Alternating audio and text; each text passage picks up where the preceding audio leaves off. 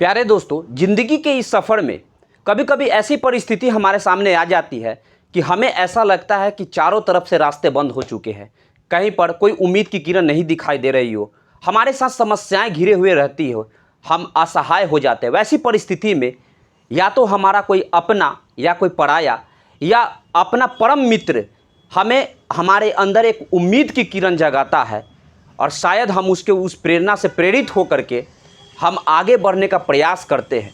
कुछ समय बाद ऐसा होता है कि वो हमारे सपोर्ट में हमेशा रहते हैं, लेकिन समय बीतने के बाद वह हमें सपोर्ट करना बंद कर देता है।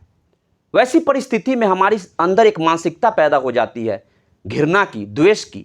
हम ये सोचने लगते हैं कि उस व्यक्ति ने अब सपोर्ट करना बंद कर दिया है।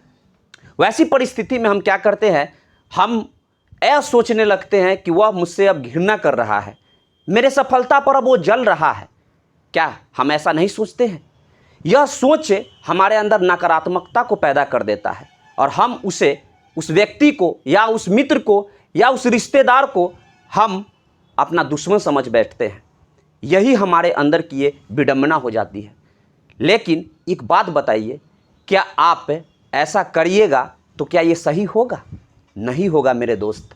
याद रखिएगा, जिस व्यक्ति ने जब आप सोए हुए थे, आपको कोई रास्ता दिखाई नहीं दे रहा था, आप परिस्थिति के मारे थे, आपके अंदर एक उम्मीद का किरण जगाया था। आप किसी एग्जाम के लिए या किसी कार्य के लिए या किसी व्यापार के लिए आप उससे प्रेरित होकर के जब आगे बढ़ रहे हैं, अब उसका सपोर्ट मिलना बंद हो गया, तो क्या वो आपके दुश्मन हो गया? ये कभी मत सोचिएगा मेरे भाई, वरना बर्बाद हो जाओगे। याद रखिएगा, सफलता की इस राह में जब आप आगे बढ़ते रहिएगा तो ऐसे कई सारे मित्र बनेंगे आपको जो आपके सपोर्टर होंगे।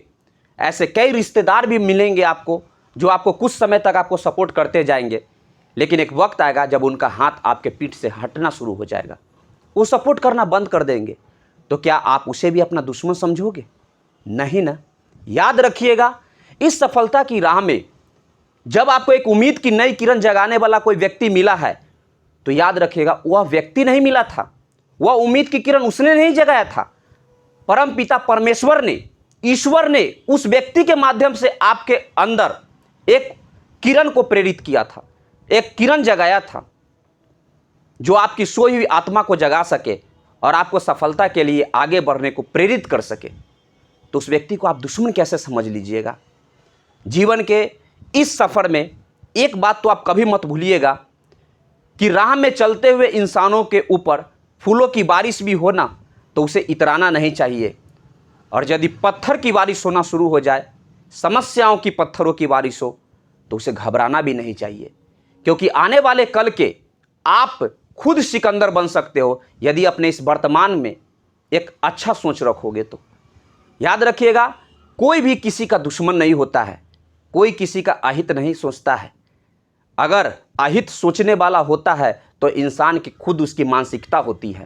तो इसलिए आप अपने मानसिकता से, इस गलत मानसिकता से दूर रहिए और सही मानसिकता को जन्म दीजिए और आगे बढ़ते रहिए मेरे प्यारे दोस्तों।